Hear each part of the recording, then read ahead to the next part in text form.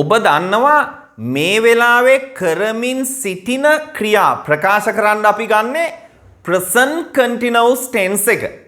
දැන් මම මේ වෙලාවේ මොකද කරමින් ඉන්නේ? I'm teaching English. මම ඉංග්‍රීසි උගන්වමින් සිටිනවා. I'm teaching English. ඔයා මොකද කරමින් ඉන්නේ? You are learning English.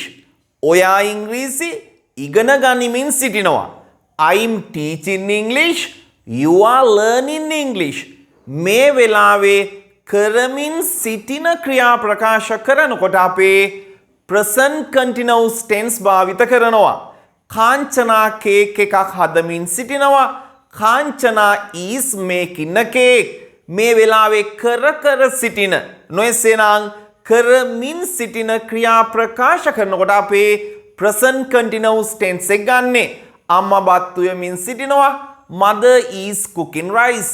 Mother is cooking rice. මේ සමගම ඔබට මතක් කරන්න ඕන සෑම ක්‍රියාපදයක් සමගම අපේ ing භාවිත කරන්නේ නැහැ.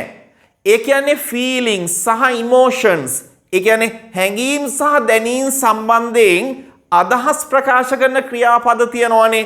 උදාහරණයක් වශයෙන් like, love, want, remember, understand, know අන්නේ වගේ ක්‍රියාපද තියෙනවානේ. මෙම ක්‍රියාපද සමග අපි කිසි විටකවත් ing භාවිත කරන්නේ නැහැ. දැන් බලන්න මෙන්න මේ වාක්‍ය. මම මේ කාර් එකට කැමතියි. කොහොමද කියන්නේ? I like this car. මම මේ කාර් එකට කැමතියි. I like this car. ඔබ වැරදිලාවත් I am liking this car කියන්න එපා. like කියන ක්‍රියාපදයට අපි ing දාන්නේ නැහැ. I like this car. මම මේ කාර් එකට කැමතියි. මට වතුර ටිකක් ඕන. ඔබ වැරදිලාවත් I am wanting some water කියන්න එපා. අපි want කියන ක්‍රියාපදයට ing දාන්නේ නැහැ. මට වතුර ටිකක් ඕන. I want some water. I want some water. මට වතුර ටිකක් ඕන. හොඳට මතක තියාගන්න. ඔබට අමුතුවෙන් කියන්න දෙයක් නැහැ. ඔබ වැරදිලාවත් මෙහෙම කියන්නේ නැහනේ. I am loving you. ඔබ කියනවද එහෙම? ඔබ එහෙම කියලා තියනවද? නෑනේ. නේද? I am loving you කියන්නේ නැහැ ඔබ. ඔබ කියන්නේ කොහොමද? I love you. මම ඔයාට ආදරෙයි. I love you. එතකොට මෙන්න මේ ක්‍රියාපද එක්ක අපේ ing ගන්නෙ නෑ.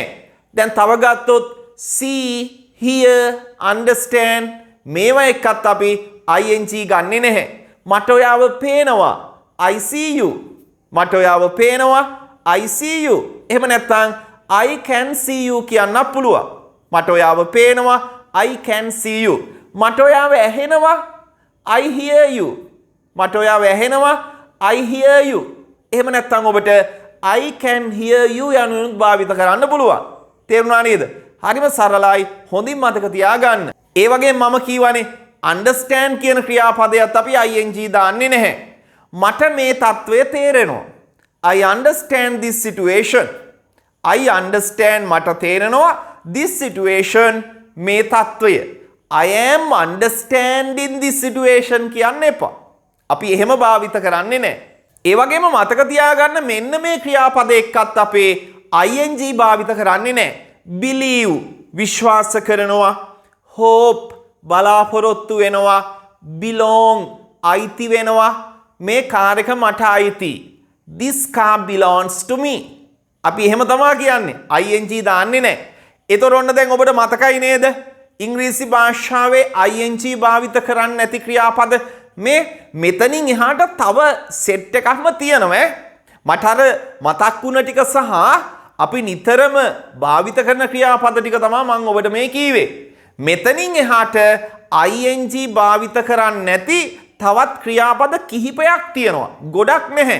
කිහිපයක් තියෙනවා. හැබැයි මම මේ කියපු ටික තමයි නිතරම අපි එදිනෙදා කතනේදී භාවිත කරන්නේ. ඒතකොට මෙන්න මේ මම කියපු ක්‍රියාපදවලට ing දාන්න හිතන්නවත් එපා. මොනවද ඒ ක්‍රියාපද ටික? like, want, love, understand, hear, see, remember, know. තව මොනවද මං කිව්වේ? hope, believe, belong.